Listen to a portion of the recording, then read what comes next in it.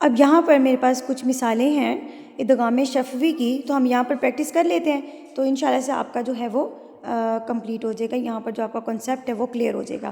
اب یہاں پر آپ اس کو دیکھیں کہ ہم نے پڑھا ادغام شفوی میں، ہم نے یہاں پر دیکھیں کہ میم ساکن کے بعد اگر میم آ جائے تو وہاں پر ادغام شفوی ہوگا۔ اب یہاں پر جب میم آئے گا تو اس کے اوپر تشدید بھی ہوگی، اور میم مشدد پہ ہم نے ویسے گناہ کر کے پڑھنا ہے، تو یہاں پر آپ کو یاد رہے گا کہ اب آپ کو یہاں پر آسان ہو جائے گا یاد کرنے میں نا، کہ میم کے اوپر تشدید آ گئی ہے۔